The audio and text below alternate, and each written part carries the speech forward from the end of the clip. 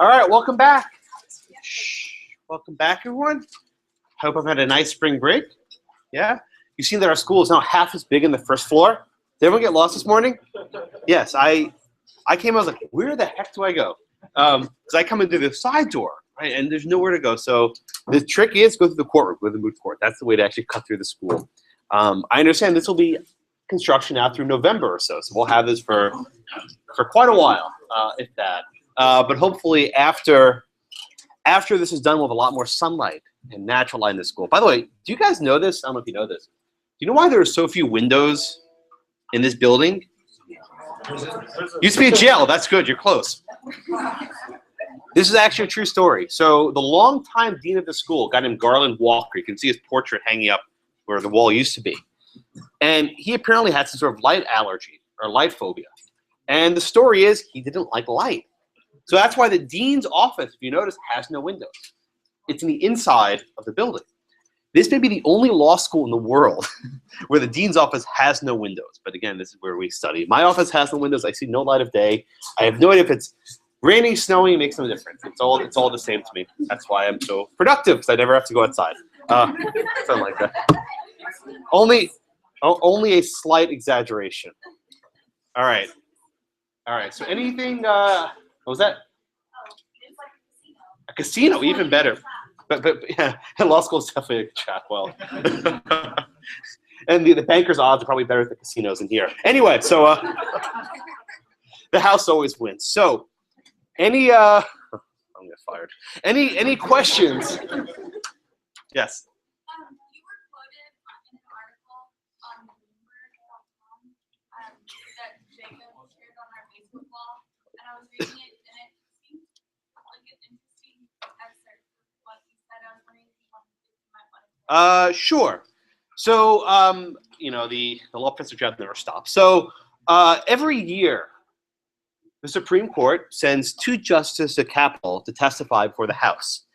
You may not think about it, but the Supreme Court is responsible for budgets for all the courts in the United States. And they're responsible for reporting on the budgets of the court, construction, different this, different that. And invariably, it's Justice Breyer, who loves Congress very much, and Justice Kennedy, who loves Congress, occasionally Justice Thomas, but usually those two. I don't think the chief would send Justice Scalia. That would not be a very good idea. It would not be a good idea. So yesterday during the hearing, it's generally run-of-the-mill stuff. They always ask about the same stuff. How much money is the court spending? Can't they hear more cases? Why are there no cameras in the Supreme Court? The general run-of-the-mill stuff. But then one member of Congress asked a question, which was interesting. He used a quote which I've used before. He said, it's often said that the courts become politicized and that the courts often get involved in these very contentious issues. And he's like, would you like to comment on that? So I would have expected the answer to be no, or a Supreme Court justice no be, that's a really interesting question which we should think about. But instead, Justice Kennedy, actually, I can actually play the clip probably. Justice Kennedy went on this discourse about the courts. And I can get the quote up in 1 second, but what he said was very interesting. He's like, listen, when we as a court invalidate a law or a statute or something like that, we have to presume that this is something Congress can fix. I have the quote right here, 1 second. When I heard this, I almost jumped out of my seat yesterday. As I was reading the Fisher case for today, he said, okay, I'll read it. An efficient, responsive, and legislative branch on the political system will alleviate some of the pressures, okay? If we invalidate something, quote, the Congress will fix it, okay? But then we hear that Congress can't pass a bill one way or the other, that there is gridlock. Some people say that that should affect the way we interpret statutes.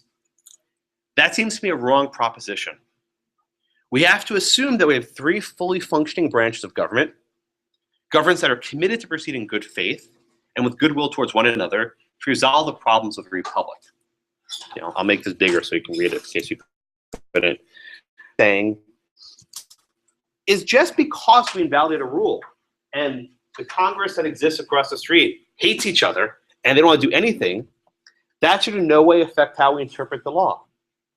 right? We have to presume that if there's something that's so urgent, healthcare, for example, and a rule is invalidated,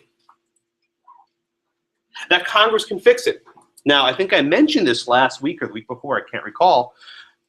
During arguments in King v. Burrell, this is the Obamacare subsidies case, Justice Scalia said to the Solicitor General, wait a minute. If this is such a big problem and we invalidate this rule, can't Congress fix it? And Donald Verrilli, the Solicitor General, the top government lawyer, shot back and said, this Congress? And you can't tell from the transcript, but I was sitting 10 feet away from him, and you could hear in his voice like this Congress? Well, you know. Then he said, theoretically, I got the quote here also. Wasn't planning on this, but I had it handy. He says, this Congress, Your Honor? He kind of stammered a bit. And then he replied, of course, theoretically, of course, they could. Guess what did Scalia reply? Scalia said, I don't care what Congress you're talking about. I can't do this intonation, but I don't care what Congress you're talking about. If the consequences are as disastrous as you say, so many million people with that insurance and whatnot, yes, I think this Congress would act. Okay? So Scalia's point is saying, listen, if this is a serious problem, Congress will act. So we have to look at this, right? Is a court operating in a fantasy world, or is it the role that courts must operate in? In other words, should the court and the justices be looking across the street? The Capitol is right across the street from the Supreme Court. Should they be looking across the street and wondering, wow, these guys can't fix a damn thing. We shouldn't strike this down. If we strike this thing down, it's going to make a mess. Or should the court say, it doesn't matter what they'll do. If this law is invalid, let them fix it. And if they don't fix it, I guess it's not that big of a problem. It's not for us to decide. And I think you can make cogent arguments on both sides, but which is more political, right? Is it more political for the court to consider what they'll do, or is it political for the courts not to consider it because, wow, we're making the policy ourselves? I was actually arguing about this last night on Twitter for quite some time, so I think that's what we do, right? So I think it cuts both ways, and I see both points. I won't do my Twitter spiel here. You can go look on Twitter if you like. But I've never done that before. But in theory, right? I think just cogent arguments on both sides, right? Who is more out of line here, Scalia or the Solicitor General? Was it out of line for the SG to say for Scalia to even ask this, or was it out of line for the SG to reply? Maybe both. Okay. Anyway, this case is going to continue to broil up, and we should have a decision long after you're done with this class. But hopefully, you will read about it and think fondly of me. Okay, I think probably not. Although if I'm on your Facebook page, I've already succeeded. So what else? What else is on your minds? What else over spring break we welcome you back with? Nothing? Okay, let's get started then. All right, so today's topic on affirmative action is, in many sense, the pinnacle, the high point of our equal protection discussion, okay? Why is this the case? Well, let's trace our arcs, right? Let's trace where we've been and where we've gone.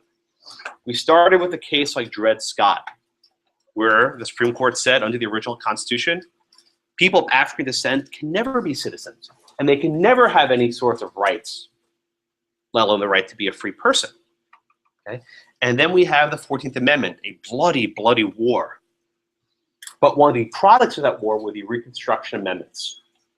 The 13th Amendment banning slavery, the 14th Amendment guaranteeing equal protection, and the 15th Amendment guaranteeing the right to vote. Depending who you ask at the time, these amendments were meant to disregard Dred Scott and put all people in the United States, all persons, on a legal, equal footing. And there were some early court cases that were actually quite favorable. We had Strouder versus West Virginia. This was a case that said West Virginia was not able to exclude people from jury service on the basis of race. But we quickly saw, in very quick succession, the Supreme Court dialed back its support of the 14th Amendment. We, of course, have the civil rights cases. This was a case where Congress had passed a law that required places of public accommodation to not discriminate. Hotels, restaurants, and the like. This was the Civil Rights Act of 1870. The Supreme Court said, nope, can't do it. Congress cannot regulate, these businesses. It's beyond the scope. The 14th Amendment only applies to state action. In that case, we had Justice Harlan in dissent. And Justice Harlan said, no, no, no, no, don't be so simplistic, right? Slavery wasn't just a form of servitude. It was an entire institution. And the Congress has the power to eliminate these badges, or incidents, as he called them, of slavery. Okay? Then we move on to the case of Plessy versus Ferguson. This was a case from Louisiana, where the state of Louisiana tried to segregate their rail cars. And they said, well, you know, we have a black car and a white car, separate and equal, right? And in Plessy, the court said, yeah, that's fine. The Equal Protection Clause doesn't require you to treat people on the same way. They just have to be equal accommodations. So as long as you, I mean, you can make a classification based on race, having a, you know, this class here, black, white, whatever, that's fine. Again, we have Justice Harlan in dissent alone. And Justice Harlan said the Constitution is colorblind. Remember this quote, colorblind, because we'll come back to it later, in Grutter. The Constitution knows no colors, and we cannot make any classifications based on race. Okay? After Plessy, it was basically downhill for a while. We have a number of cases involving public education, involving voting, and involving, you know, acquired property. And in each case, various laws passed by Jim Crow deprived blacks of the rights that were fought for with blood, sweat, and tears in the Civil War. Okay? Things started to turn in the 1940s and 1950s. We had a series of decisions where the court started inching slowly towards some sense of an equal protection doctrine, right? So we first had, of course, the case we discussed last week, Schuette v. Painter. There's a case that comes right here from Texas, where the state of Texas said, well, you know, we don't want to admit black students to the University of Texas Law School, so let's make Texas Southern, right? You know, a historically black college right here in Houston, a couple miles away. Supreme Court said no go, right? You can't have separate law schools because there's something special about law school. But they didn't quite reverse Plessy. You got another case from Oklahoma involving their law schools, same deal. Okay, and then we get the mother lode. We get to 1955, and we get to Brown, which is what we did last week, or the week whenever we were here last. And Brown versus Board of Education was the big show. This was the right of children who are black to attend public schools. Okay, and I think you'll recall, and you'll probably agree with me, the opinion in Brown was somewhat underwhelming. Okay, it didn't reverse Plessy. It didn't say that separate is not equal, right? All it said, and the holding was deliberately narrow.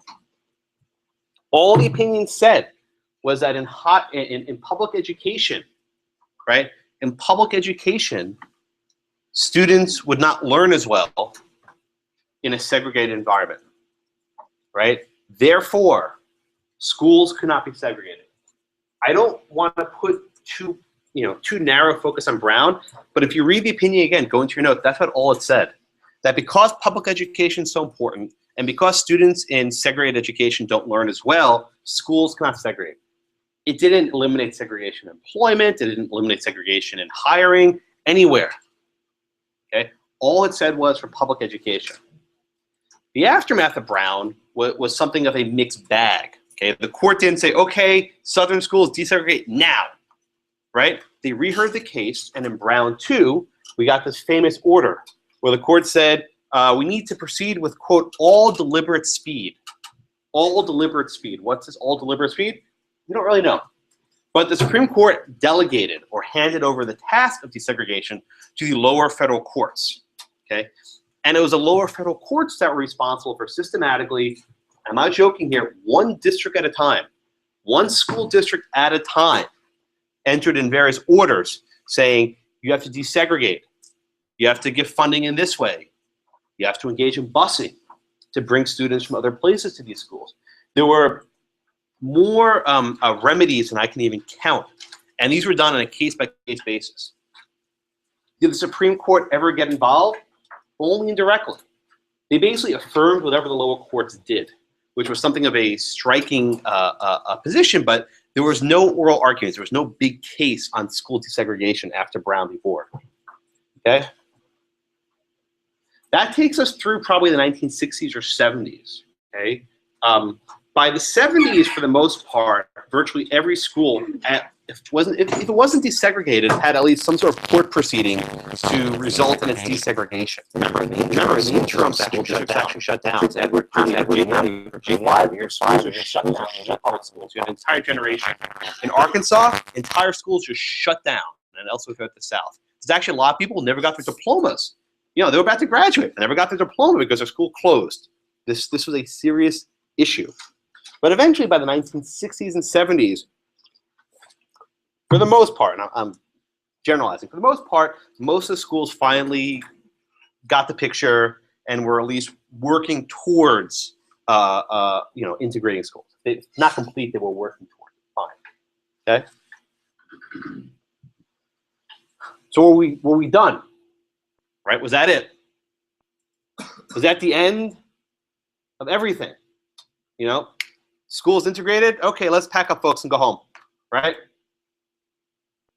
The next chapter in this issue, which was going to be divisive as well, was not one of integration, but of what became known as affirmative action. Okay. Now, most people don't even know what the word affirmative action means. We use this all the time. It's like Social Security, right? What does that even mean? Well, it's a security net for the society, Social Security, right? These words actually have significance. So the phrase affirmative action is usually traced to 1961. President John Kennedy issued an order, an executive order. They existed back then also, right? So he issued an executive order which required that all government contractors, quote, take affirmative action to ensure that applicants are employed without regard to race. I'm summarizing. But federal contractors had to take, quote, affirmative action, right? So what do we mean by affirmative action? It's not enough just to say we won't discriminate. You need to act affirmatively, take proactive steps to ensure that discrimination is not occurring. Okay. So what did affirmative action mean during the 70s? Set-asides. Set-asides. So to use the example of the case which was discussed, which is Board of Regents of California versus Bakke, B-A-K-K-E. This was like a 1978 Supreme Court case involving the University of California Medical School, okay, at Berkeley. So what happened? I think I'm approximating, but there were roughly 100 seats in the admitting class at UC Berkeley Med School. 30 were set aside for minorities, right? This wasn't where you would look at someone's race as kind of a plus factor or, you know, holistically, wow, this is a good person, whatever. This was a clear quota. Everyone know when I say quota? Quota means a set number of seats for people of specific races. So you had Alan Bakke, who was a white student who was denied admission to the university. And he sued, saying that because of this policy, affirmative action policy, I was not admitted, okay? So throughout the 60s and 70s, the way affirmative action was generally practiced was one of quotas and set-asides. And I'm going to lecture a little bit. I'll give some of the history of this, which I think you'll find interesting, right? The sense was, and this was really captured well by a speech by President Johnson given at Howard in 1965, that integration was not sufficient, right? And let me read parts of the speech, which I think states the issue well. He says, quote, freedom is not enough. You do not wipe away the scars of centuries by saying, now you are free to go where you want and do as you desire and choose the leaders you please. You do not take a person who for years has been hobbled by chains and liberate him, bring up to the starting line of the race and say, you are free to be with the others and still justly believe that you've been completely fair. Okay? We seek not legal equity, but human ability. Not just equality as a right and a theory, but equality is a fact and equality is result. What President Johnson was effectively saying is that it's a fantasy. Say, okay, you know what? We're going to desegregate the schools. We're going to give you the franchise to vote, and okay, walk away. Be done with it. Johnson saying we need to act affirmatively, take affirmative action. That's where the phrase comes from, right? we need to take affirmative action to ensure that those given these new protections can enjoy them. Okay? And President Johnson's view largely prevailed throughout, I think, the 1960s and 70s. But as time went on, opposition to these programs grew. And not just opposition on policy grounds, and we can discuss policy later, I'm sure we will, but on constitutional grounds, okay? What is a constitutional argument?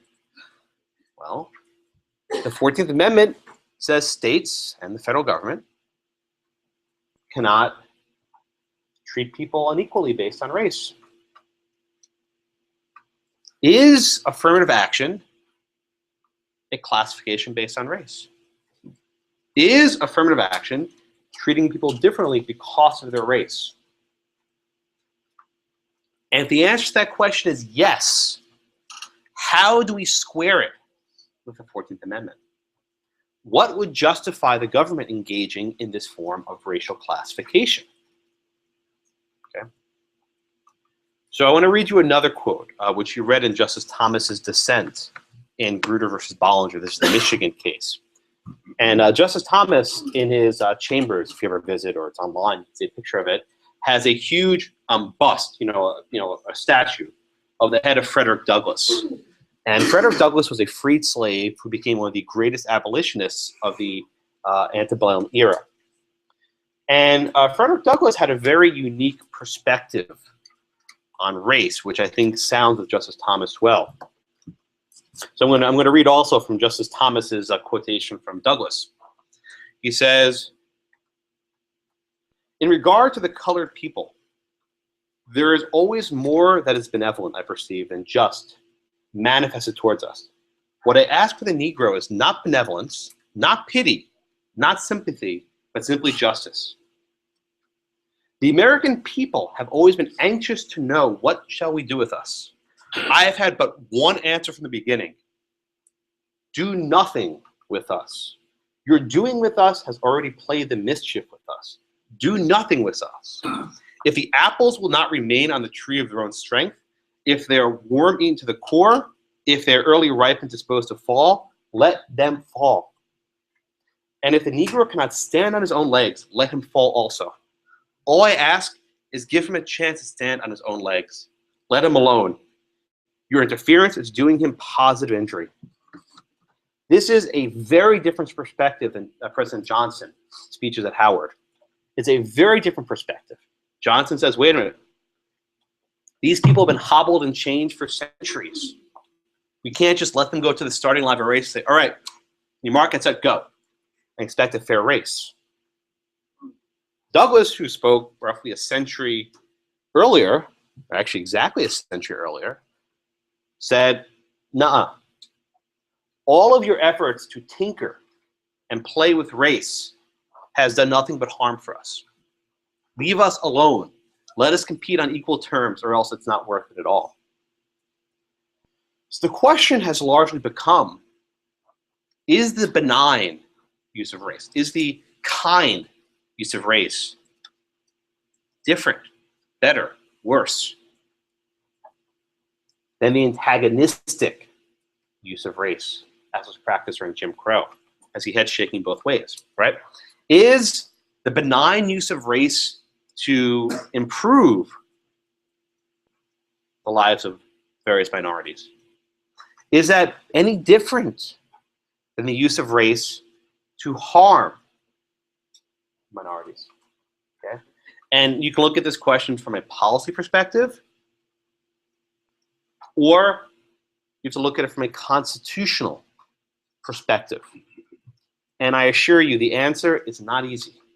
Whatever you think the answer is, there's probably very good arguments on the other side. And I mean that in both ways. I've wrestled with this issue myself for years.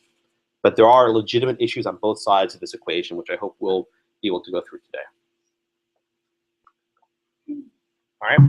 So before we dive too deep into the policy issues, let's talk about equal protection clause for a moment, right? So everyone, whip out your constitutions and turn to the 14th Amendment. It's on page 48.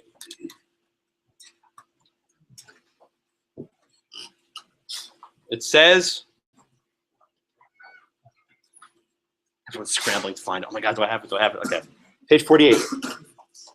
The 14th Amendment, Section 1, which we've read more times than I can count, says, no state shall deny to any person within its jurisdictions the equal protection of the laws.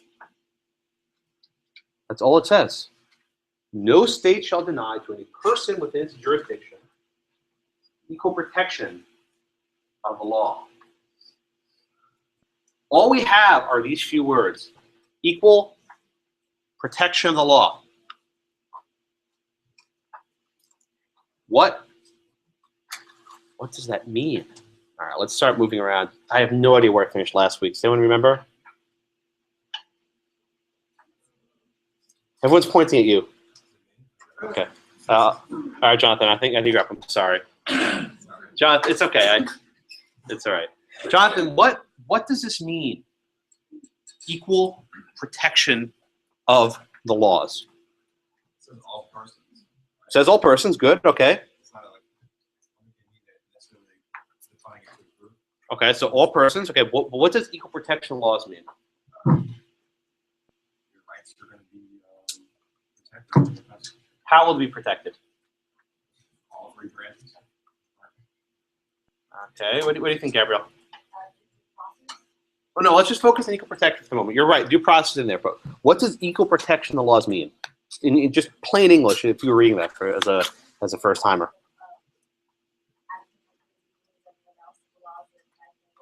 Good, right. So if there's a law that says, you have the right to ride in a train, right?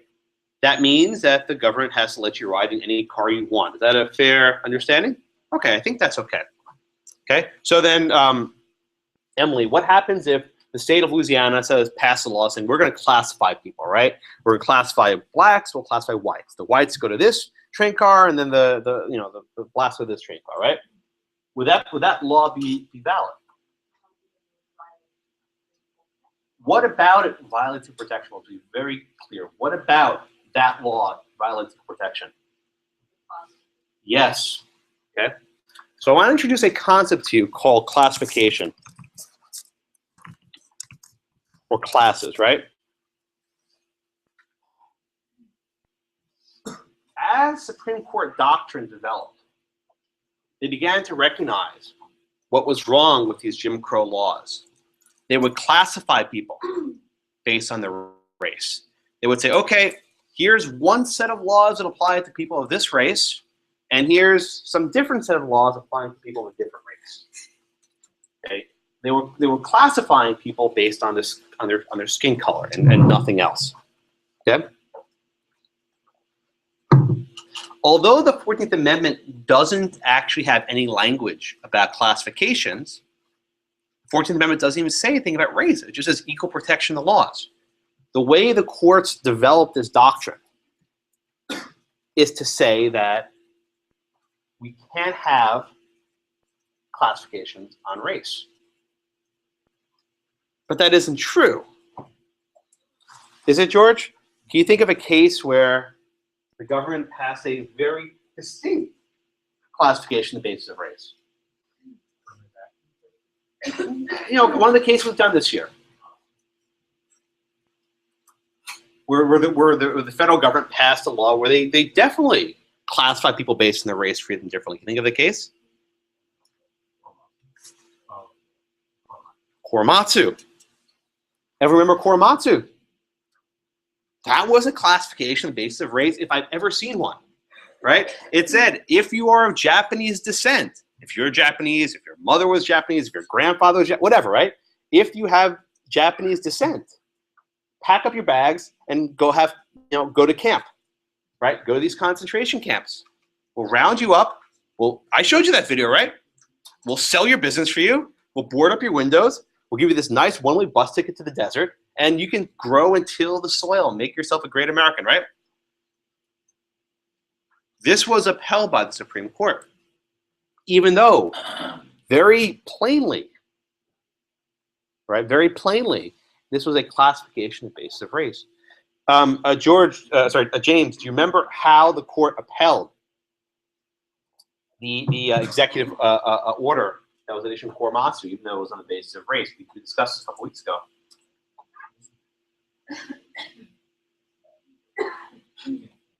Why do you think they upheld it? Just you can guess. I'm sure you can probably figure it out. I'm sorry? No. What's the government's interest in detaining all the Japanese people? Not true, but in fantasy world. National security, right? National security. So what the court said in Korematsu, right? They weren't dumb, right? They weren't stupid. They said, listen, we know what's going on. The federal government is providing a classification on the basis of race, right? There's no question about that.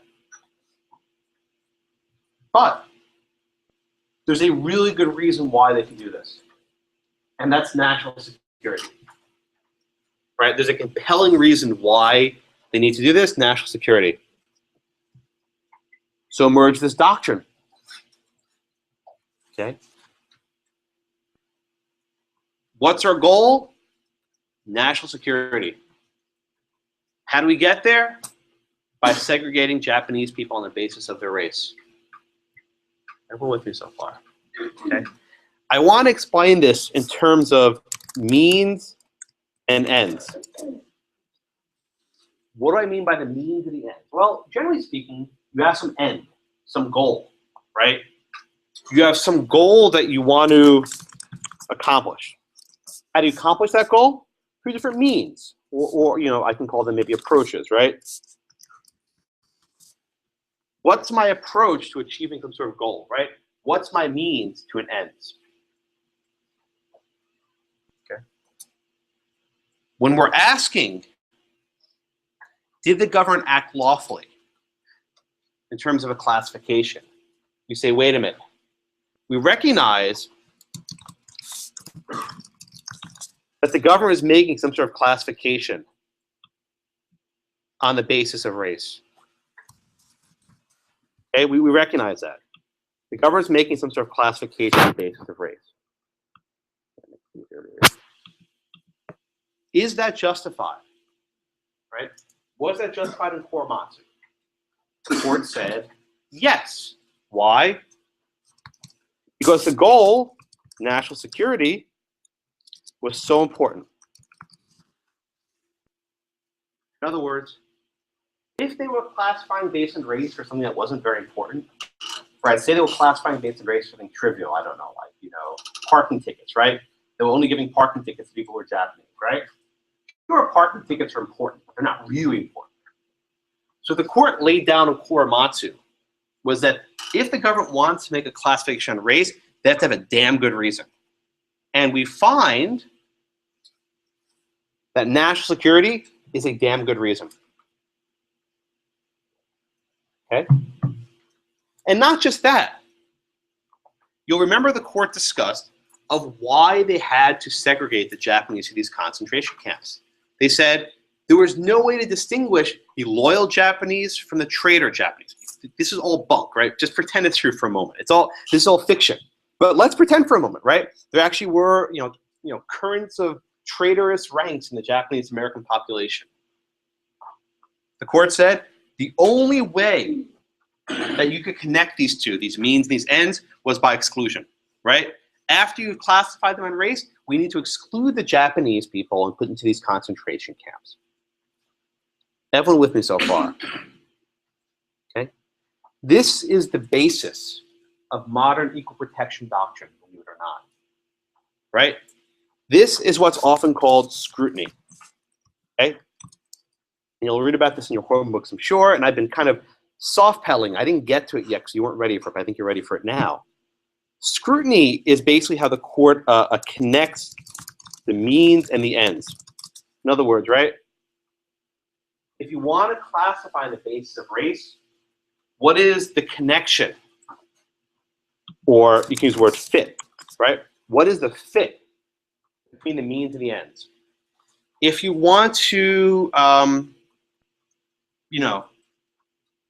pass a law saying that only Japanese people will get parking tickets, make it something stupid, right?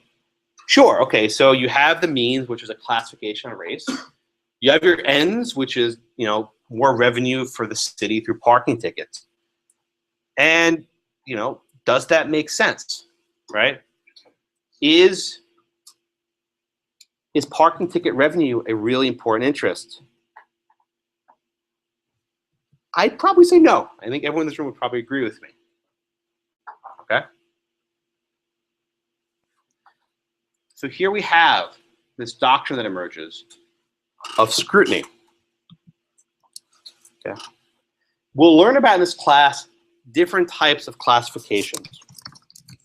We can have a classification on the basis of race, sex, religion,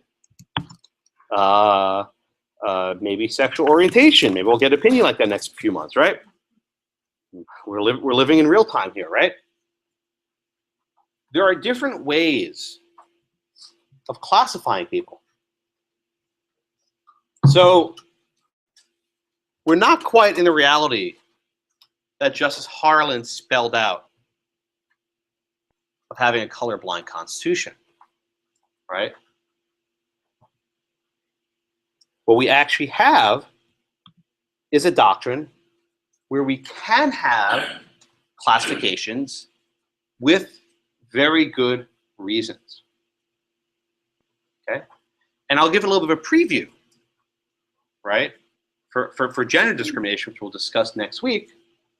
But I think everyone would probably agree that there's no good reason why you would have segregated locker rooms, you know, a locker room for black people and a locker room for white people, right? I don't think anyone can think of a good reason why you would have that. Okay, what about gender segregated locker rooms? People are nodding their heads, some yes, some no. Does it make sense for a city pool, right? A city pool to have a locker room for males and locker rooms for females? We'll do gender later, but I think what you can at least recognize, whether you agree with it or not, that there are perhaps more compelling arguments for why a gender segregated locker room makes sense, and with respect to a race segregated locker room, it doesn't really make sense. So the courts actually recognize that some classifications are less bad than others, right? So let's just say a classification based on race, really bad, right? A classification based on gender, probably bad, but you know, maybe there are exceptions, right? And then I don't know, a classification based on income status, poverty, right? No big deal. Okay. And I don't mean to make light of this, but this is effectively how the court has divided up our rights. The presumption is that when the classification for the government is being made on the basis of race or skin color or natural origin or religion, right? There's probably some sort of illicit motive going on. In other words, if the government passes a law saying that schools have to be segregated, or that, you know, water fountains have to be segregated, whatever it is, right? More likely than not, there's some sort of illicit, evil motive going on. You might call it racism. You might want to call it whatever you want. In other words, people are not acting out of the, you know, good faith, trying to improve society. They're trying to put a race down. Okay, this works not just for race, but also religion. We've discussed religion a little bit. But if a government passes a law punishing a specific religion, posing a tax on, or let's say banning, I think I discussed the Santeria case, right? What if a city passes a law banning the ritual sacrifice of chickens, which is part of the Santeria faith? Well, they say, oh, we're doing this for, you know, we're doing this for cleanliness reasons, right? Animal cruelty reasons. Well, no.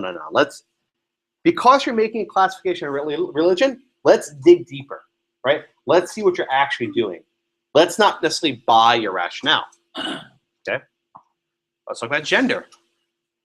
We'll do a case in about a week or two, or maybe next week, involving a military academy that did not want to admit women. Virginia Military Institute. The institute said, listen, we have nothing against women. If women want to be in the soldiers, fine, but we have a very rigorous program. And if women are admitted, it would make us unable to teach in the manner we want to teach, in a very rigorous, military-minded, whatever. I dropped out after one day, but you know, I wouldn't make it. I wouldn't make it the first day. So, can they do this, right? is this an aspect of just simply hating on women and discriminating against women, or is there actually a legitimate reason why they can act? And then the government passes a law that harms, say, poor people, and saying, well, this law unfairly discriminates against poor people. Well, governments pass lots of laws that impact people of wealth differently, right? We shouldn't be too skeptical of it. Okay, these three categories, right? And I'm grossly approximating now, are what became known as tiers of scrutiny. Okay, tiers of scrutiny. These types of class. The idea was, when we have an equal protection case, the first thing we're supposed to do is check classifying on the basis of race, religion. Are they classifying on the basis of gender or something else or whatever? Or are they classifying on everything else, some other status which hasn't really been recognized yet? Okay? Depending on which classification is being used, the court looks at it more closely or less closely, right? Okay? The first category is what's known as strict scrutiny. What does this mean, strict scrutiny? People use this phrase and never actually understand what it means. You are closely scrutinizing the law. You are strictly scrutinizing the law. In other words, Congress, I'm sorry, let's give the Santeria example. I like that one, right? A city passes a law saying that in city limits, you can't slaughter chickens in this manner, right?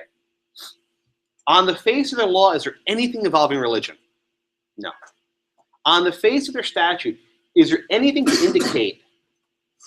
Is there anything to indicate they had any sort of animus or hatred towards the members of the Santeria faith?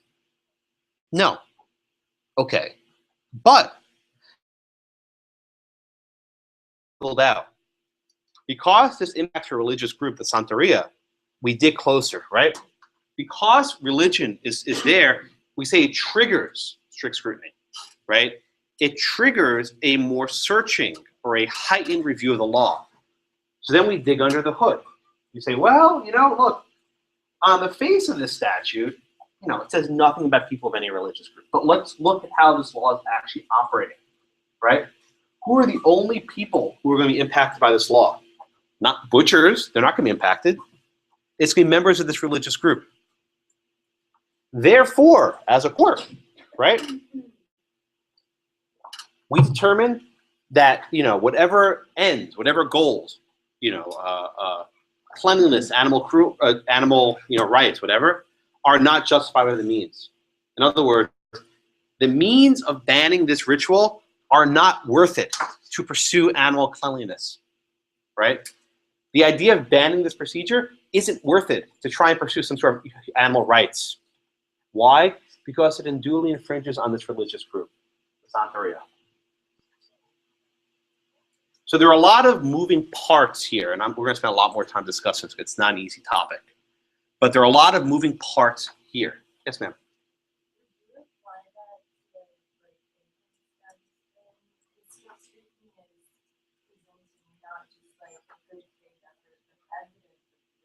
Ah. So if we think it's like presenting like the police chief was like, I guess, spending lots of money and putting the city of budget and they're making that up by targeting a certain party. So in that case, it says on the tiers it's like, the reasoning you just gave this issue, you can make an argument that it is. Ah, but the court has differentiated from classifications.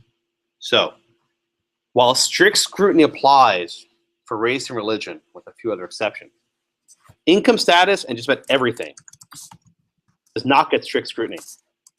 It gets what's called rational basis scrutiny. Yeah, you were excited for a second, I could tell, right?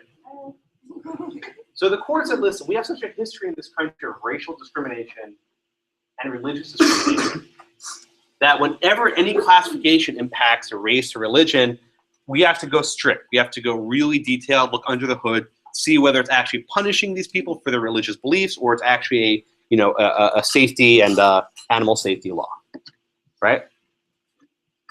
I'll get back to gender in a moment. But for everything else that's not race, religion, or gender, we apply what's known as rational basis scrutiny. Okay? Yes. How do these twos apply to the Native American church? The peyote? The issue with the peyote case was there was a law of general applicability. There was no classification for Indians. In other words, the law applied to everyone equally. So, the question Hector posed, which is a fair one, is in the Santeria faith, right? This law was passed really only to target the Santeria, right? There's a law passed to target this one specific religion. In contrast, the state of Oregon had a general law saying no one can do drugs. It wasn't passed to target Native Americans or anyone else. It was passed as a general law. So that whatever animus existed to target this one faith that they didn't like, that was not present in the peyote case, right? Now, if a law was passed which said, you know, you can do any drug you want but not ingest peyote, that may that may be a different picture. So the state passes some kind of law that it's supposed to affect classification of income status, but that classification also happens to have a majority of one race, and there could be evidence that it's targeting really the race. The courts just won't look into it. So now you're getting to the weeds which I wasn't ready for, but there's a thing called mixed motive cases where it's mixed. But let me finish explaining the rational basis, right? Generally speaking, if there's a classification other than race or religion, okay, the courts apply a very light touch, what's called rational basis. And I'll explain these more in detail in a few minutes. They simply say, as long as the government gives us some rational, some non-stupid reason why they're doing this, then it's okay. So to Sarah's example a couple minutes ago, if the city says, look, we need to give out the parking tickets in this manner because we're short on funds, that would probably be okay. I mean, the sheriff would never be stupid enough to say that. It would say, you know, we have budget shortfalls, and we found that these areas are very good at generating revenue. Under rational basis review, the government wins. Under rational basis review, the government wins. I mean, it's not automatic, but in almost every single case, the government wins. The flip side to that,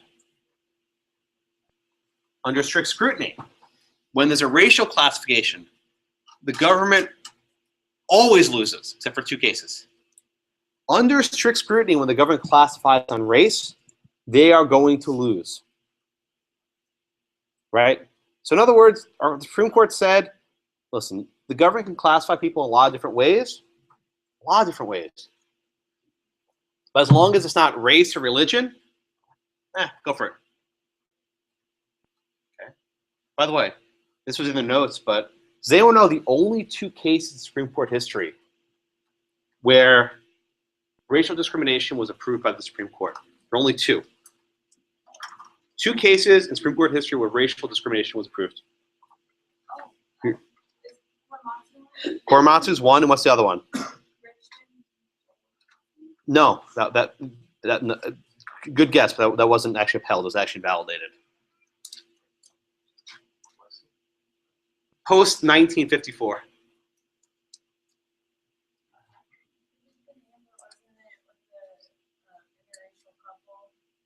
No, it's in your reading, right? It was the No, it's a leading case if you're. What was upheld in Michigan? Oh, wow, you didn't get that. Okay. Okay, that's actually relevant. The only two cases, right? The only two cases where the Supreme Court said you can discriminate, you can classify on the basis of race, Korematsu and Grutter. Korematsu and Grutter are the only two cases where the Supreme Court said that the use of race is justified in these circumstances. Oh, wow, that was interesting. Okay. Grutter and Korematsu are the only cases where the court upheld racial classifications. Yes. No, it's still there. No, they absolutely not. In fact, they reaffirmed it in Fisher. The T. Austin case, which I had you read also. He wasn't in the majority for that. he only joined a very narrow part that was not controlling. Scalia basically dissented most of the entire opinion. Yes, ma'am. Fisher didn't uphold it. We'll do Fisher in a couple minutes, but they sent it back to lower courts. They didn't actually approve of UT's plan. They said take a little look at it. And in fact, ding, ding, ding, there's a cert petition pending now, today, where Fisher is going to be back with the court probably next year. So whatever you read will probably be obviated by the time you get to it next year. Let me finish up this pyramid, okay? Right? We have these three tiers, and I don't like to call them that, but that's what often they're called. You have strict scrutiny, you have rational basis scrutiny, and then in the 1970s, gender kind of popped up out of nowhere. And they came and said, well, you know, discriminating on the basis of gender isn't quite as bad as racial discrimination, but it's worse than discriminating on the basis of everything else. I'm not exaggerating, right? The court did not deem gender discrimination on the same level as discrimination on the basis of race. They deemed them different. And I use the bathroom and locker room example because it's an easy one, but we'll discuss gender discrimination next week in the Military Institute case where we actually see different arguments being made. Yes? So would gay rights fall like We don't know yet. 1 and 2? We don't know yet. And what makes this more complicated, we'll do Lawrence v. Texas in a couple of weeks, is the Supreme Court has been absolutely silent on sexual orientation and scrutiny. Justice Kennedy, our dear patron, Lord, and Savior, has seen not fit to discuss at any point in the last 25 years how we should consider gay rights on this scale, which is why, in my humble opinion, this scale is not very useful. But at least until the 1970s, this was the bread and butter of the court. And the court at least pretends to apply it in Grutter. Oh, sorry, the last one shouldn't come out, right? Everyone with me so far, okay? I think next week we'll discuss gender. Maybe next class, I can't never remember. We'll discuss gender soon, and we'll discuss rational basis. I want to talk today primarily about strict scrutiny, okay? But everyone get these three tiers of scrutiny. Anyone have any questions about them in general? We'll do a lot more with gender next class, whenever it is. Yes, sir. Is there like an actual case where you find these out, or is that just kind of how we? It's a very good question, right? It was done on a case-by-case basis. So you had one case saying, oh yeah, religion is strict scrutiny. You had another case saying, oh yeah, race is strict scrutiny. Then, oh, you have one case saying, oh yeah, gender, let's make up this new thing called intermediate scrutiny, right? You know, Goldilocks, not too hot, not too cold, somewhere in the middle, right? This evolved on a case-by-case basis. And it was almost like a, you know, like a puzzle. Like, okay, let's put this one in rational, let's put this one in strict, and then we have like, oh, illegitimacy, right? Whether you're a bastard, right? Whether your parents are unmarried. Okay, that's intermediate because that's actually, you know, there's some animus. And gay rights, let's put this here. Let's put, you know, it's basically a hodgepodge approach, which is why I'm not crazy about this. But this is, you know, the standard doctrine of constitutional law. I don't think this will be much relevant when the gay marriage issue comes up. You can take my word for it. They're not going to say that gay rights is a tier of scrutiny because Justice Kennedy doesn't like tiers of scrutiny. He's never cited them anywhere for anything. He doesn't care. So you can learn this, but it's not what our dear Lord Justice Kennedy wants us to know. Okay? I'm only slightly exaggerating, but this is pretty accurate. So let's talk about strict scrutiny, right? I'm going to write out the test for strict scrutiny, and I'm going to spend a lot of time explaining it. Okay, it's not going to make sense at first, I promise, but I will explain it to you with some length, right? Okay, so here's the test. If there is a government classification on the basis of race, religion, you know, same thing, pretty much, okay? The classification must be narrowly tailored to accomplish a significant governmental interest. Compelling governmental interest, I'll say it like that.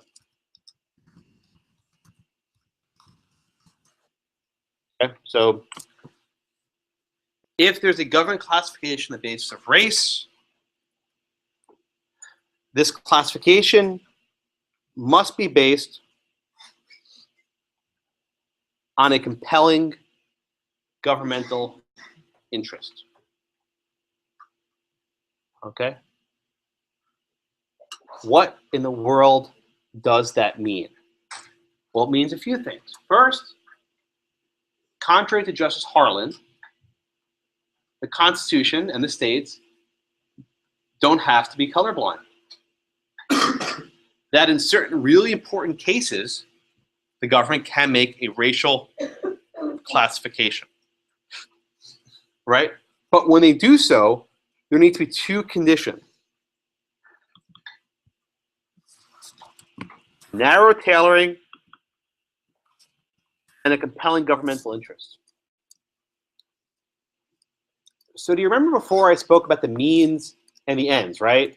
The end was raising revenue, the means was Japanese parking tickets, right? Or the end was national security and the means was Japanese concentration camps, okay? In terms of this test, when I say narrowly tailored, I'm talking about the means. When I say governmental interest, I'm talking about the ends.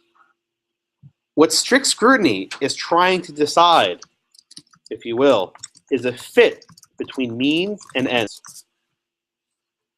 Fit, or the connection between means and ends. Okay? How closely tied is raising revenue to having to discriminate against Japanese parking tickets? Okay? How closely tied is sending Japanese people off to concentration camps to promoting our national security? Okay? This is the question of scrutiny. How closely is there a fit? So there's a couple steps which you can think about, right? The first step is to identify the classification. And these are not wooden rules. You move around, but this is a general sense of how to look at this. You begin by saying, what is your classification? Okay, let's say it's race, make it easier, right? There is a classification based on race. I'll use Korematsu because we already studied it. The government issues an executive order saying, if you're of Japanese descent, head on down to the bus and we'll round you up and give you a free ride to the country, right? Okay, that's classification. Okay. What is the ends? What is the ends?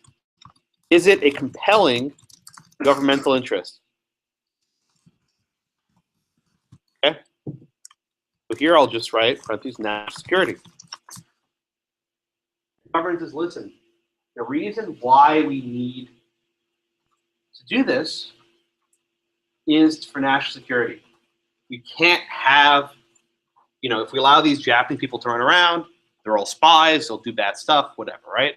Again, all false. None of this is true, but we'll just pretend it's true for the moment to make it easier. Okay? Okay, fine, the court says. That's your goal, national security, right? What are your means? Okay? And this is probably the tricky part. Are your means narrowly tailored? What does it mean for means to be narrowly tailored? How precisely are you acting? Right? Could you pass a law that says only Japanese people who are proven to be traitors will be sent to a camp? Or maybe you'll pass a law saying only Japanese people who refuse to take an oath, remember this came up? Only Japanese people who refuse to take an oath of loyalty to the United States are sent to a camp. As bad as those options are, they're not quite as bad as sending everyone. It's a difference between if you're hunting buckshot and a pistol, right? When you fire a buckshot, it sprays everywhere. It hits lots of different things. Hopefully it'll hit somewhere. So if you fire a buckshot, hit 100 people, maybe one or two may be a traitor, okay? With these other methods, loyalty oaths, whatever, you actually give people a choice, an option. Saying, okay, have you ever been a spy? No? Okay, go free. So the means chosen here was massive deportation, right? And why they choose this massive deportation? They said, this is the only way that we can accomplish national security. You see that? That was the thing, right? This word accomplish, and I'll write that here, that the concentration camps are the only way to accomplish national security. Everyone see that? The government said, listen, we can't act more modestly here, right? We can't, let people take loyalty oaths and leave. The only way that we can pursue national security and protect our homeland, right, is through massive deportation to these camps.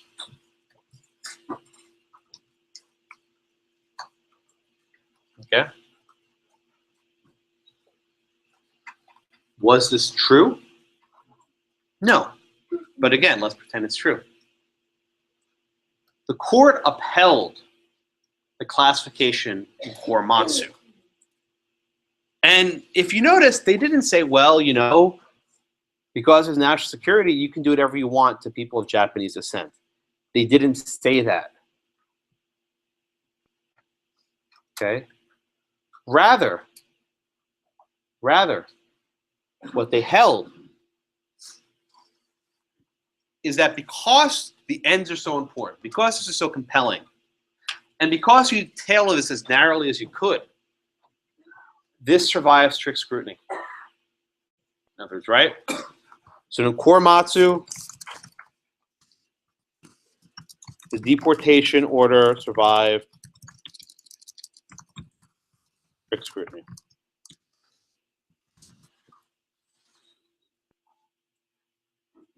Yes, sir.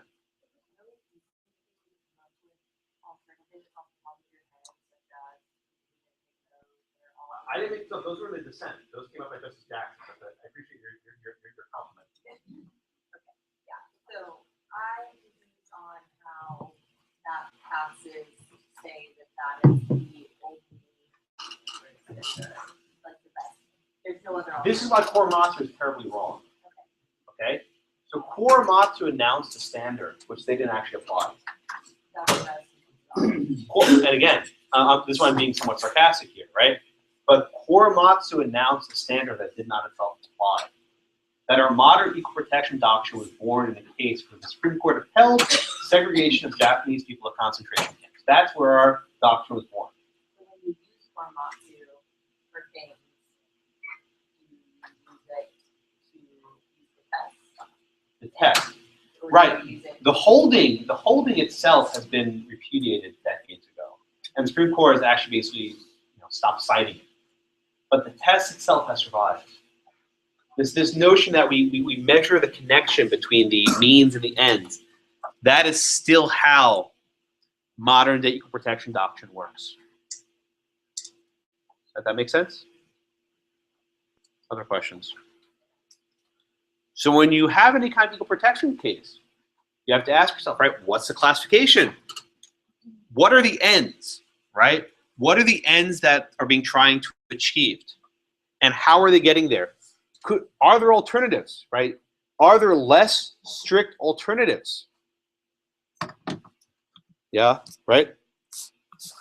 I'll write right here. Are there alternatives? Could you accomplish this in a more narrowly tailored way? For example, a loyalty oath. The court wasn't interested. Read Justice Jackson's dissent again, it'll make more sense. But Jackson's like, listen, this is stupid. You can get this in a much different approach without having such a massively disruptive deportation of thousands of American citizens. Yes, ma'am. I thought the alternatives at the end didn't matter. It was still set whatever means you're using. I understood that from Grutter. Well, we're not Grutter yet, but under Korematsu, what do you mean? Oh, okay, no. I mean, I was just thinking about Grutter, and they were saying that race alternative, race neutral alternatives did not have to. That was in yes. Okay, so we'll get there in a minute, right? We'll get. I promise. Wait to that point later. But even with race-conscious alternatives, a loyalty oath, saying, okay, if you're Japanese, you have to take a loyalty oath.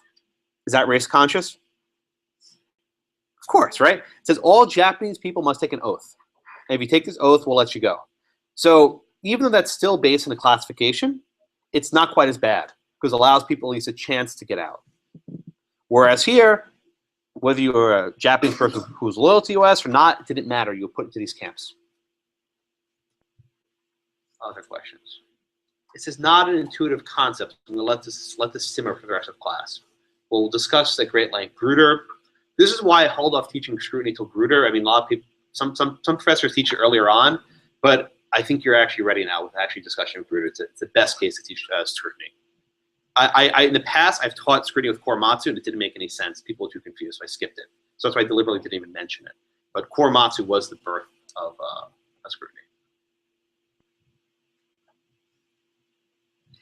All right, let's move on. Okay, so we have this test, right? We have this thing called strict scrutiny. In the years after Korematsu, virtually every single law that came to the court with a racial classification was invalidated. There was this expression, which you might want to jot down in your notes, which is often used, was quoted in the opinion today. Strict scrutiny is strict in theory, fatal in fact. Strict scrutiny is strict in theory, fatal in fact, right? We're on its face, right? It looks like a theory, and well, you have the means, you have the ends, you can try and match it up, but in reality, it was fatal. Any government that made a classification on the basis of race was going to lose. That rule is invalidated. And for much of the 1950s and 60s, every single rule that came to the court of racial classification was, we may say, racist.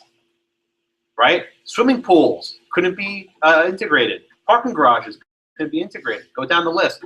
All these different facilities, lunch counters, water fountains, whatever you want, had to be segregated. All those racial classifications were invalid. But then a funny thing happened. I don't mean funny in the ha-ha way. But I mean funny in the sense that there was reversal. While laws were initially being passed for classifications to harm minorities, in the 1970s and 80s and 90s, laws began to be passed with racial classifications for the benefit of minorities, right? So someone mentioned the city of Richmond versus Crossan. This is a law involving Richmond, Virginia, the former capital of the Confederacy. And the city of Richmond passed a law that said when we're doing, city contracts, right, government contracts, there's certain preferences for different minority groups, like the African Americans, Hispanics, American Indians, and Aleutians, which are basically Eskimos, if you will. This law was challenged on the Equal Protection Clause, and the city of Richmond's like, wait a minute. We're the former capital of the Confederacy, and we're trying to help minorities. How the heck are we getting in trouble now, right? Weren't we just in court a couple decades ago for saying we have to break down these laws? And Justice Thurgood Marshall, who dissented in that case, said, wait a minute, right? If the former capital of the Confederacy wants to help some black people, I don't have a problem with that. But the court invalidated the rule. And why they invalidated it? They said, well, you know what? You're making a classification on the basis of race. Okay, so let's go to our framework, right? You're making classification on the basis of race. What is the end that you're trying to achieve? Well, the city said, we're trying to make up for our past sins, right? We're trying to make up for our past discrimination. We're trying to remedy that. Like, okay, that's a nice goal. And how are you achieving that? Well, we're setting aside contracts for people of African Americans, Hispanics, Indians, and Aleutians. Right? I'm stressing Aleutians for a reason. The Eskimos. So the court said, well, while there may be history of discrimination against blacks in Richmond, Virginia, there's no evidence of any discrimination against Eskimos in Virginia. What the court held. Therefore, there's not a close enough fit between the means and the ends, right? That you're trying to do something, remedy the problem that never really existed. The court also said, and this is the part that probably will rub people more, is that remedying past discrimination is not a legitimate basis, right? Unless you can specifically tie what you're doing to that history, right? Unless there's some specific evidence that there was a group the city discriminated against and that what they're doing improves that specific group in a very specific manner, it cannot be relied upon. And oh, by the way, this only works in government contracting. With education, though, it was an open question, right? What are the valid, compelling governmental interests at play in education? Could the government make a classification on the basis of race in education? This may not have been obvious to some of you, but anytime you filled a college application form to a state university and there's a checkbox, you check this box or that box, that's per se classification. No one disputes that. You're checking off your race. Okay, so we have our checklist, right?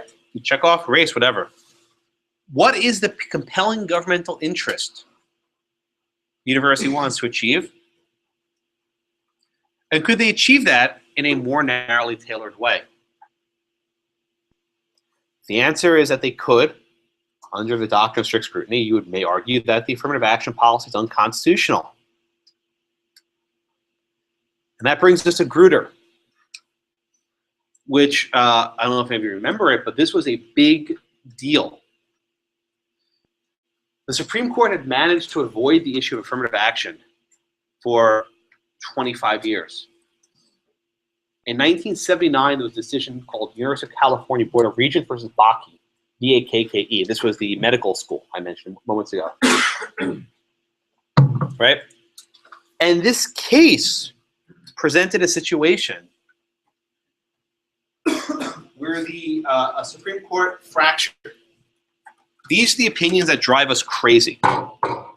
Why these opinions drive us crazy? Because there was no majority opinion. There were 9 justices, and no single position garnered more than 4 votes. The justices could not agree. They could not agree on basically anything with respect to affirmative action. Nothing. Okay? The only thing that they agreed on as a whole was that the quota system, the set aside, setting 30 seats aside for the minorities, the only thing the court agreed on was a quota system was void. And that's it, folks. So basically, the only thing we know is that that program was void. So what happened after Bakke? Did schools stop using affirmative action? Of course not. They decided, okay, we can't have a straight up quota, but we can do something else. Maybe we can use race as one of several factors. And this is what's often called a holistic review. A holistic review. Okay? What does this mean, holistic review? We don't exactly know. And that's one of the issues in Grutter, right? We don't, and Fisher as well, I should add. We don't exactly know how that race is being used. What we do know is that generally under strict scrutiny, the government loses. That if the government wants to have a racial classification, checkbox, black, Hispanic, Indian, whatever it is, right? That means you're probably going to lose. Okay? So how did the Wolverines pull out a victory here, right? How did the University of Michigan win this case? All right. So, Gabriel, can you walk me through the facts, please, of Grutter? So, we had this lady that wanted to apply for law school in 1992. She had a high ambition. Okay. Pretty good scores, huh? Yeah. And she wasn't admitted, and he said that she wasn't admitted because of Okay, good. So there were 2 cases. There were 2 cases. Grutter challenged the admission practice at the University of Michigan Law School. Okay? I just spoke there last week, fittingly. Okay. Grutter was a Michigan Law School. There was a second case called Gratz, Gratz. This is Jennifer Gratz. And she challenged the admission practice at the University of Michigan undergraduate. Okay. The UM undergraduate had a very different admission policy than the graduate school, than law school. Okay. At the University of Michigan undergraduate, race was what's called a mechanical factor. So to give you a sense, at the University of Michigan, if you had a perfect SAT score, okay, you were given a 12-point bonus. If you were African American, you were given a 20-point bonus. And basically 100 points gets you in. It was a scale of 150 points. And I have some other numbers which might be interesting, but basically, if your GPA was basically a B minus, and your SAT, I'm sorry, if your GPA was a B minus, and your SAT score was like 1200, this is under the old standard. So a GPA of B minus and 1200 standard. If you were non-minority, you had a 12% chance of admission, and if you were a minority, you had a 100% chance of admission. So there was a very significant disparity in the way race worked at the undergraduate. Okay, the graduate school, the law school, was a little bit different. There's actually the law school admissions office. The law school didn't have a strict racial bonus, where if you were a certain color, you got 20 points, whatever. Instead, it had what's called a holistic review, where it looked at race as one of many factors, and it would ask you to write a essay about your race, all this other stuff.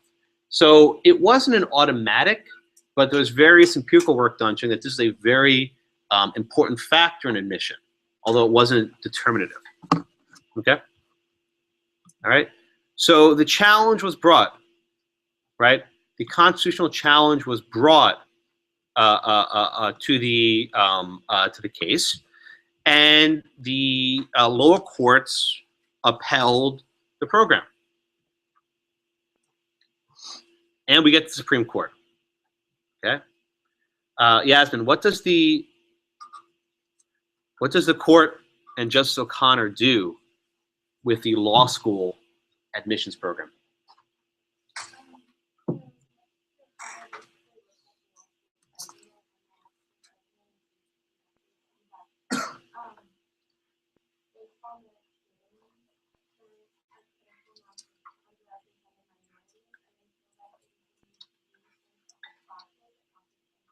Mm-hmm.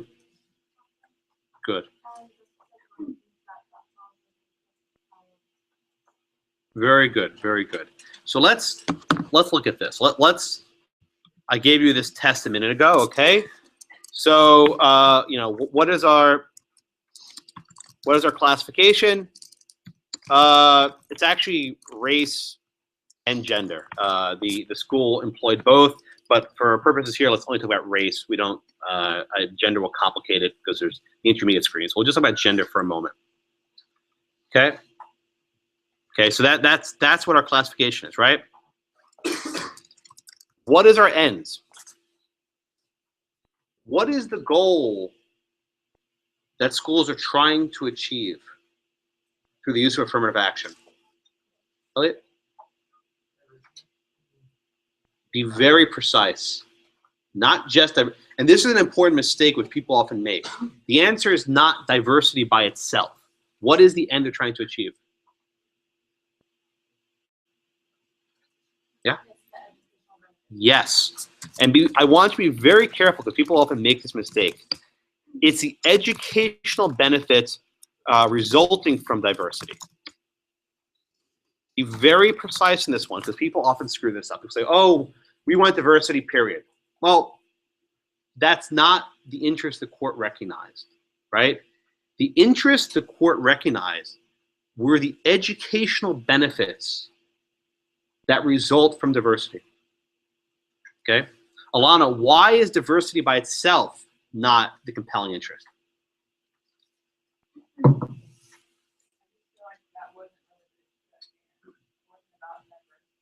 What did the court say about diversity for diversity's sake?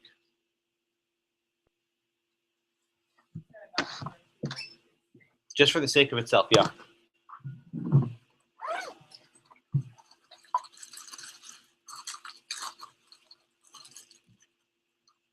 And Justice Thomas discusses a bit also in his dissent. Renee?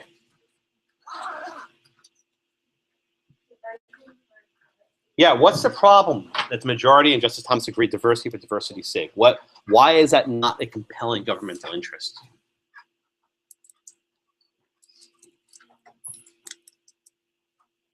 Anyone? Yeah.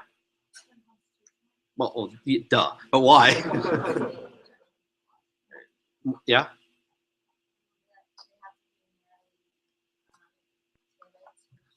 No. This is a good exercise. What specifically about diversity for diversity's sake is not a compelling interest?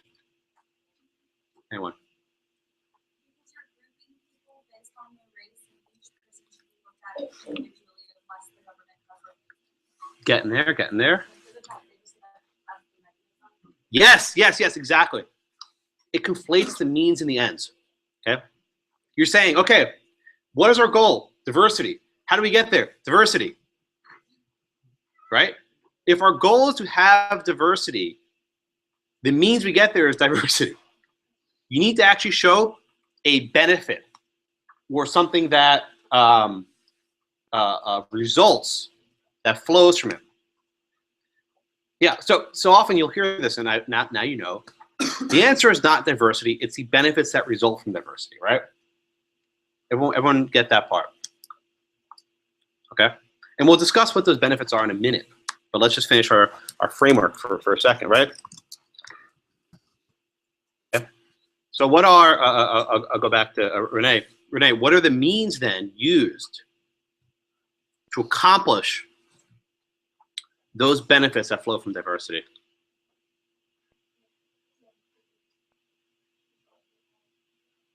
How? How does a law school go about attaining those benefits?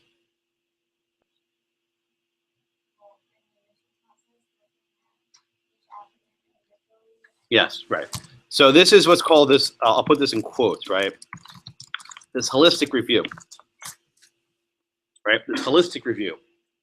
This isn't what the University of California did with a straight up quota, where they set aside a number of seats. And this isn't what the undergraduate did, where they gave you basically a 20-point bump for being African American, as opposed to a 12-point bump for a perfect SAT. What they did was they said, we will look at race as one of many factors. Okay. Everyone with me so far? Okay. Let's first talk about the ends. We said, is this a compelling governmental interest? So, so raise a hand. Okay. So, Jennifer, when I say compelling, right? Compelling governmental interest. What does that bring to mind? In general, when I say compelling governmental interest, what does that bring to mind? Is it really important? What are some examples of compelling governmental interest that you can think of? What else?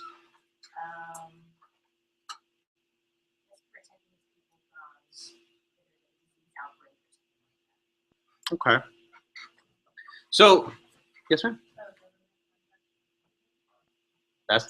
That's compelling? So, maybe. Anyone else? Con? I was going to say equal protection. Well, that's, again, you're conflating the means and the ends, right? But what is a compelling, and again, this is an important point. What is the interest that government's pursuing that's so important? So someone said national security, okay? Generally speaking, when the court is defining compelling governmental interest, they set the bar pretty high, right? In Korematsu, what was the interest that justified concentration camps? National security, basically saying if we don't do this, our Pacific coast is at risk, is in jeopardy, right? Here, the court addresses a couple answers, right? They say, okay, what are the possible goals or the possible ends for affirmative action? Well, One goal, which we said doesn't work, is diversity for diversity's sake. No, you can't have diversity for diversity's sake. That amounts to racial balancing. Racial balancing. So what about, let's say Job, what about perhaps remedying past discrimination? Is that a compelling governmental interest with this affirmative action policy under the court's ruling? Yes. No. Is remedying past discrimination a compelling governmental interest to justify affirmative action? I'm gonna say no this time. Well, why is the answer no? Think about it.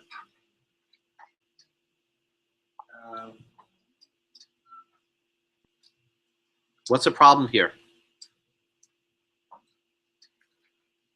Which groups were receiving benefits under this affirmative action policy? All minorities? Not all minorities. Specific minorities. This is actually a very, very touchy issue, and I'll try and say this as clearly as I can. This policy doesn't impact all minorities equally.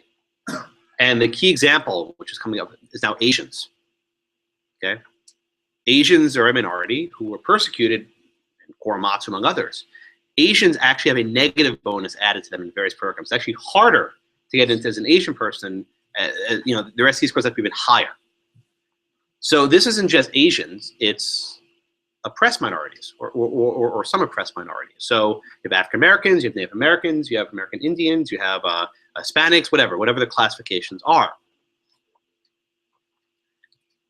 Is this program narrowly tailored to remedy past injuries to these groups? And the answer there is no.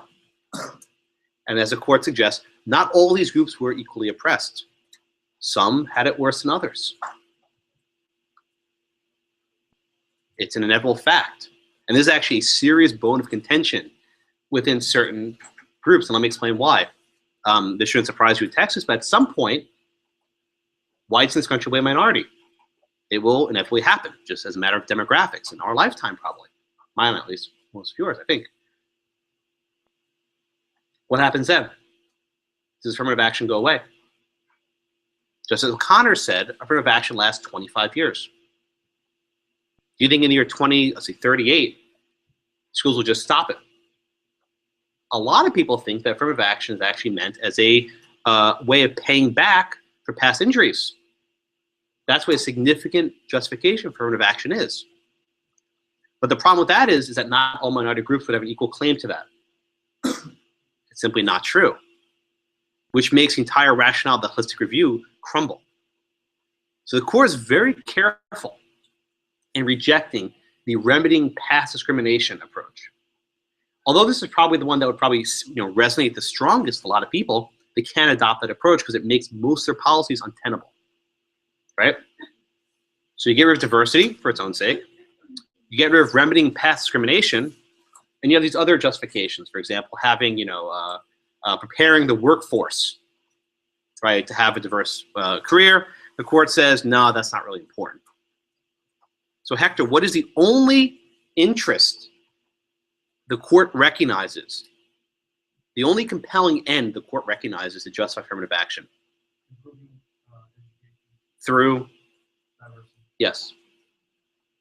As it exists today, and Fisher did nothing to change this, the only compelling interest, the only end that justifies affirmative action are the educational benefits that flow from diversity.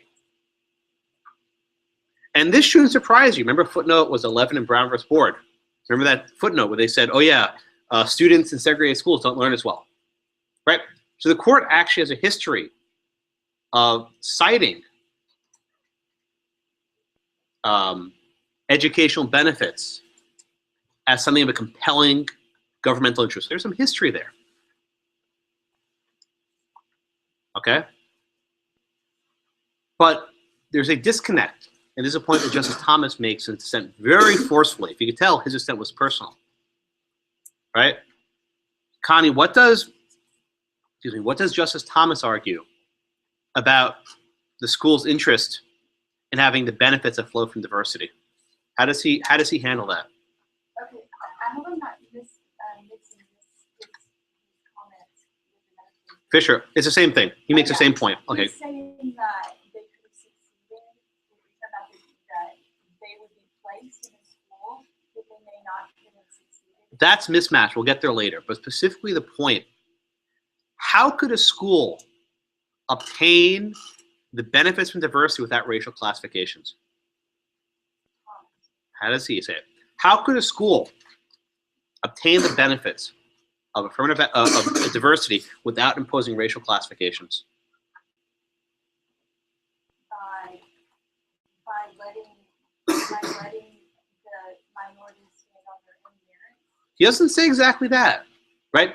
He recognizes that certain groups do worse than SAT or LSAT. He says, look, I'm not stupid, right? If you look at the average scores, different race in the LSAT, they're different. So what does Thomas say in response to that? How could a school obtain the benefits of diversity without making racial classifications? Vicky? By lowering the LSAT requirement. Yes.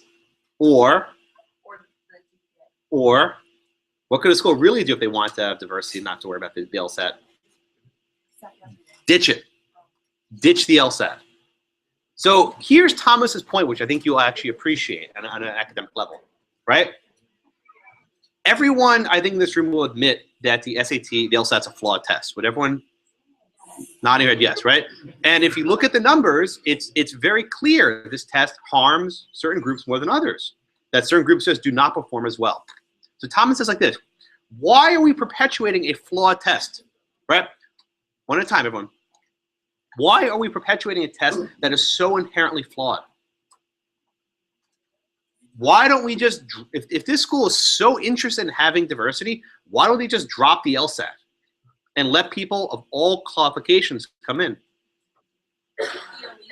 Oh, here it comes. So this is where Justice Thomas goes on his elitist rant. He says, wait a minute. A state doesn't have any interest in having a law school, period. A state definitely doesn't have an interest in having an elite law school. So Michigan wants to have their cake and eat it too. They want to have this elite law school with all these high GPAs, but they also want to have the benefits and diversity. So they create this elaborate, concocted scheme of affirmative action, right? And that way they can correct the LSAT. Justice Thomas says this is BS, and I don't use that word lightly, but he says it's ridiculous. If this is such a racist scheme, ditch it. Ditch it. Admit people on their own merit without respect to these standardized scores. Oh, but you don't want to do that because that will impact your rankings and your elitism. Yes. Is that what he means by the footnote when he says it's aesthetic? Yes. What does he say about aesthetics? Because that when they say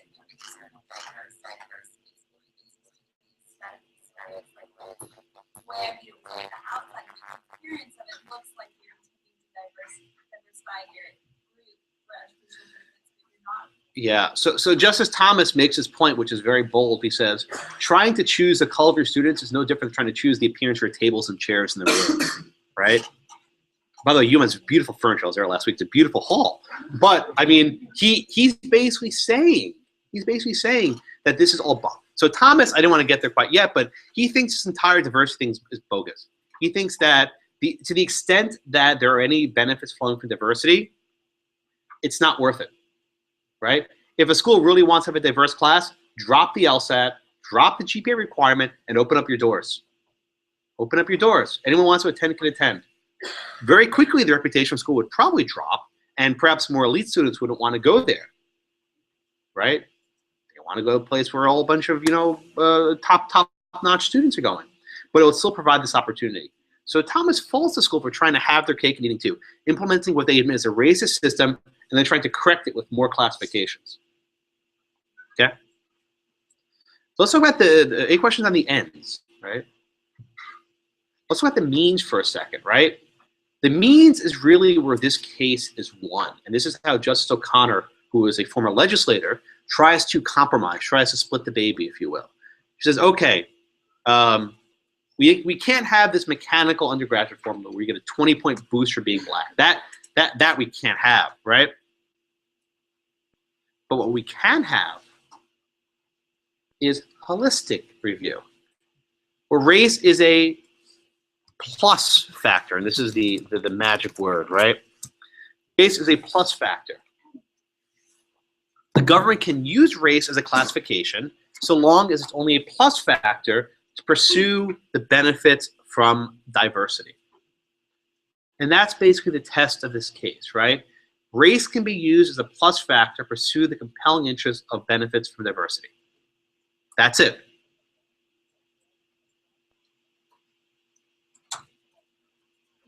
Yes, ma'am. Does it matter like what kind of educational benefits are being received?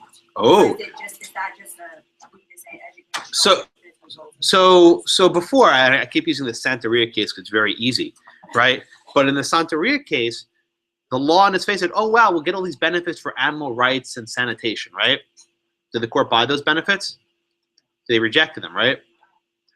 What Justice O'Connor did here, which was pivotal, was she said, we will defer to the university about how those benefits are resulting from, right? We will defer to the university about the scope of those benefits. It's not, as an educational institution, they have their autonomy to decide what the best way of achieving this is, right? What are these benefits to obtain? That was pivotal in this case. This deference to the university that we're not going to second guess them. When they say we get these benefits from diversity, all right, we'll believe them. Does that make like sense? the only place that really isn't. Ah, beautiful. So, Stephanie, let me ask you this question. Is this strict in theory, fatal in fact? Is this a strict scrutiny we've all grown up to know and love? I would say not. I would say you're right. Okay? We can argue whether affirmative action is good or bad, right? And the policy debate, again, has very strong arguments on both sides. But it's a matter of doctrine. Does this fit into strict scrutiny, right? With respect, is the educational benefits from diversity equivalent to national security and being invaded on our foreign shores? No. Right? No.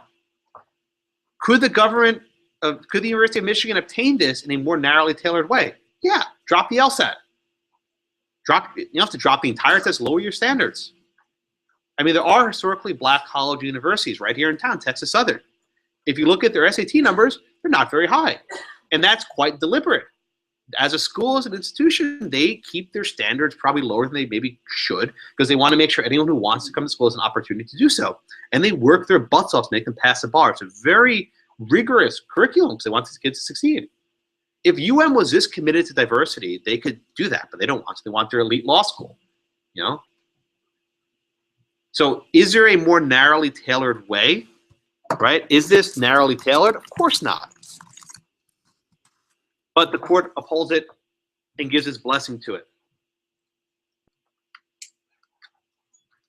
All right, everyone see this. So any questions on Grutter? Let me ask a question, Michelle. Say the Supreme Court had invalidated the rule in Grutter. What do you think the schools would have done in response? Do you think they would stop trying to pursue diversity? Oh, good. And what are some of the ways in which they could come around this and hit it without, actually asking for the race on the application form?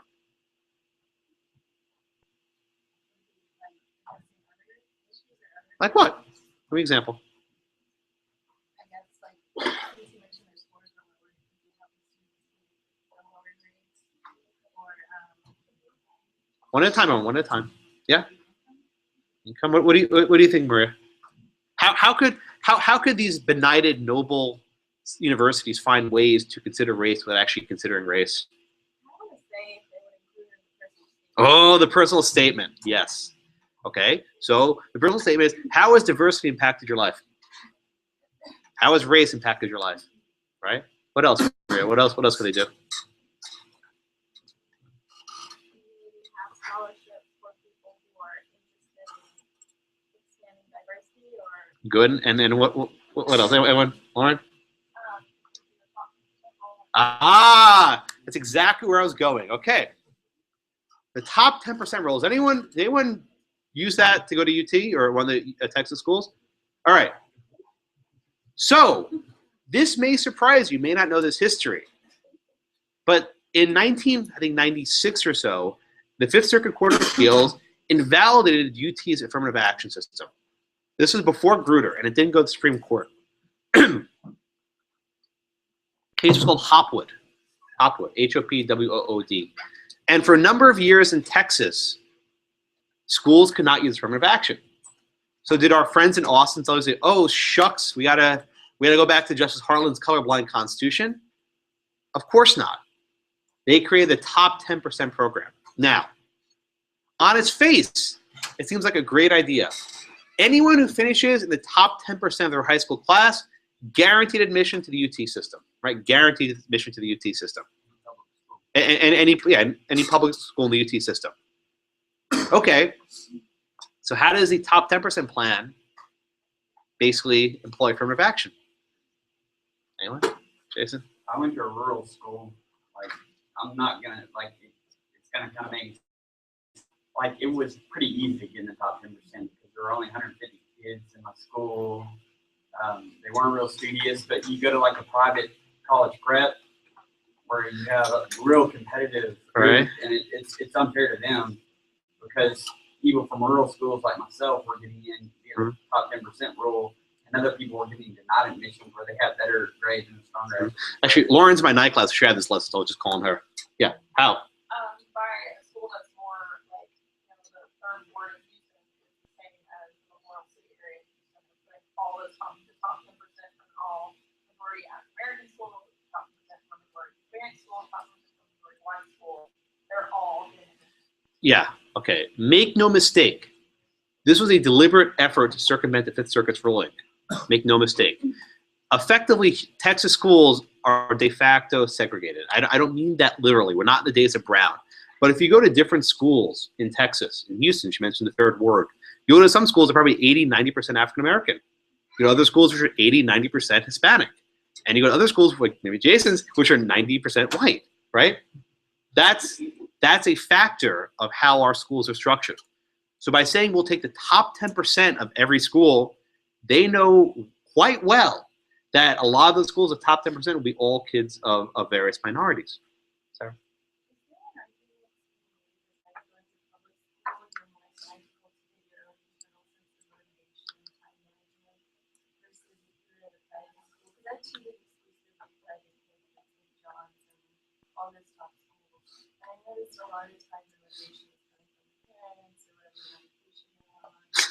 I have absolutely no idea. I have no idea.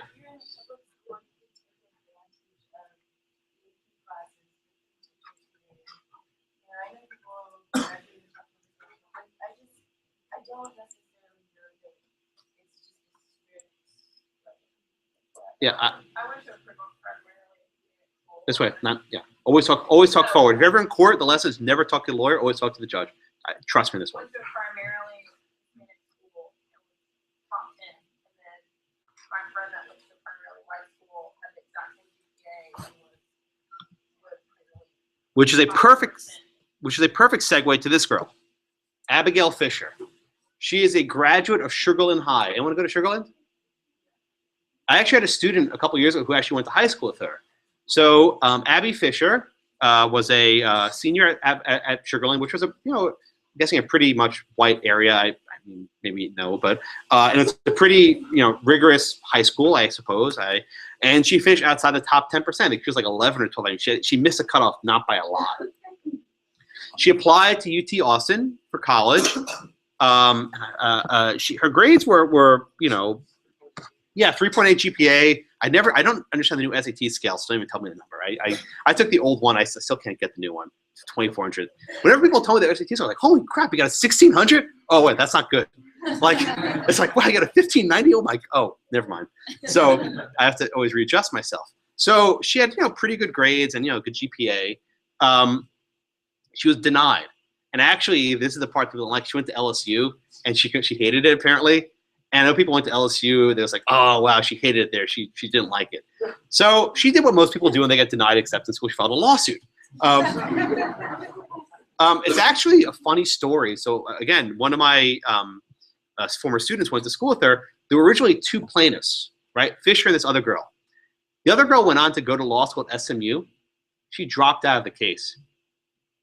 She did not want to be the named plaintiff in a case challenging affirmative action as a lawyer.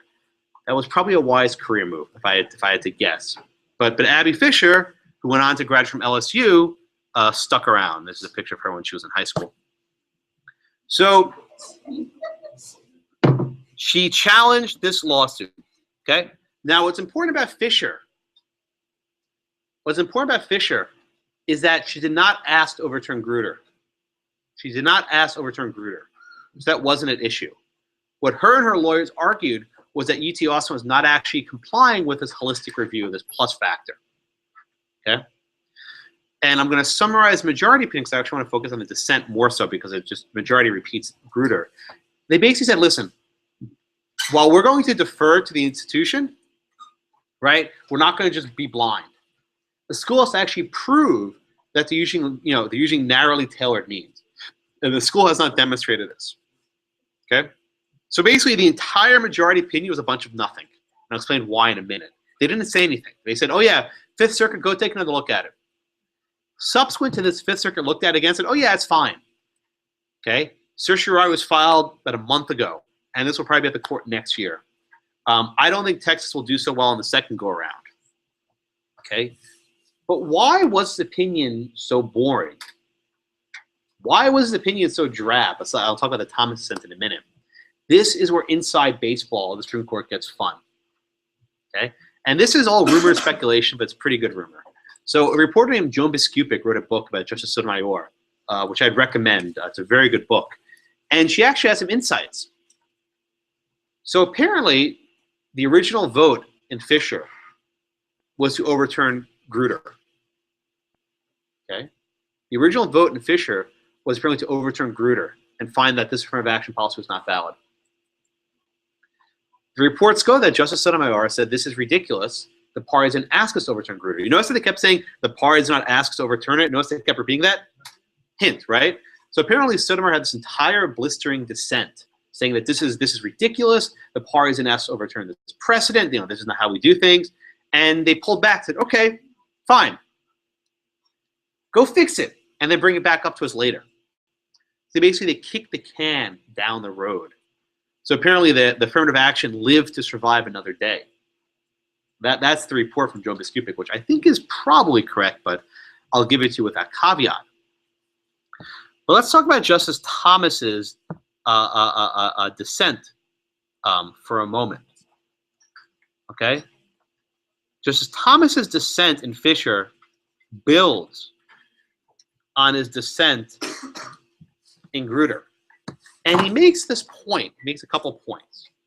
But he effectively says that there's no difference between the arguments made in favor of segregation and the arguments made in favor of affirmative action. Justice Thomas sees no difference whatsoever between what we might call antagonistic classifications, Brown, and benign classifications, UT Austin. And an opinion that really, I think, offended a lot of people, but Justice Thomas doesn't care. He goes line by line, and he compares the arguments made by segregationists to arguments made by supporters of affirmative action. And I remember reading this, it was only about 2 years ago, like, wow, when this came out. So what are some of the arguments he says? I was like, listen, in all the desegregation cases, right, the segregation said, well, you know what? If you have a black-only school, there's more opportunities for leadership, right? The students can be on the football team, they can be different clubs, don't have to worry about it. Okay? Justice Thomas says, well, the segregationists claim that having these racial classifications improve interracial relations, right? That if you put the races together in the 1950s, it'll create all this discord. Today, you argue, well, unless we put the races together, there'll be racial discord. Justice Thomas says that in the 1950s, the segregationists said these were all temporary measures because of enduring problems. Temporary measures, right? And in much the same way, Justice O'Connor's opinion said, well, we only need this for 25 more years, then we'll be done. Justice Thomas, in a not too subtle move, says, I am quoting the lawyer from Brown v. Board, which was Thurgood Marshall, the justice, and he says, quote, no state has any authority under the Equal Protection Clause to use race as a factor in affording educational opportunities among its citizens. So let's think about this for a second. Thurgood Marshall was saying that the states cannot use race as a factor to determine what school someone goes to. Okay? So on his face, literally, Justice Thomas is citing the arguments in Brown that using race to decide educational opportunities is wrong.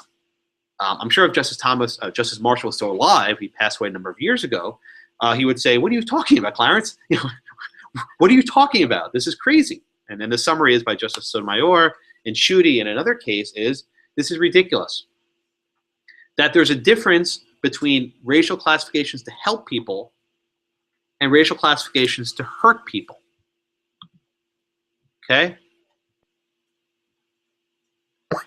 Is that an aspect of our equal protection doctrine? The shorter answer is no. Right? The shorter answer, and the court said this many times, a classification is a classification is a classification. We don't care why it's being made. It's inherently suspect. It's a suspect classification. We're suspicious, and we apply strict scrutiny. So Thomas is basically saying we need to apply our straight-up equal protection doctrine here. And the majority is saying, well, affirmative action is different, right? They don't quite say that benign racial classifications are okay, but they apply, I think as Stephanie mentioned a moment ago, this convoluted distortion of the doctrine to get there. Okay, Connie. So when she says help people and hurt people, would you say that's like means or ends? How would you like that in that text? Well, Justice Ginsburg says we need to basically help people, and she would put that as an ends. Right? The dissent by Justice Ginsburg, no, she dissented alone. Not even Breyer joined it, because there was all this backdoor politicking. Right? Justice Ginsburg says, listen, right?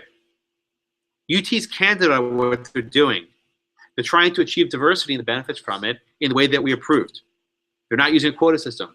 Why are we criticizing this? Right? And Justice Ginsburg said also, let's not be stupid. She has this great image. Let's not be an ostrich putting our head in the sand, right? If they use something else, like the top 10%, that's just as racially motivated, right?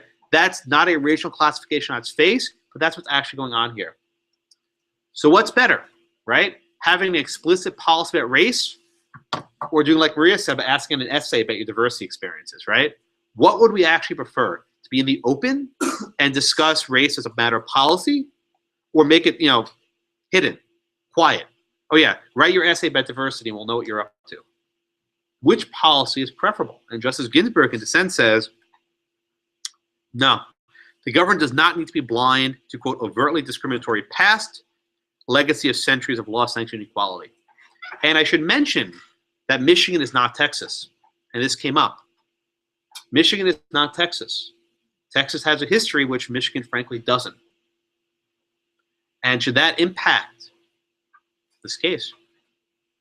Okay.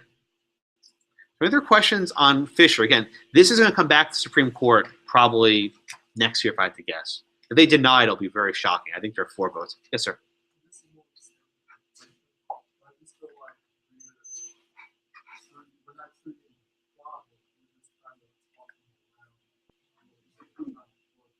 So let me ask you this question then.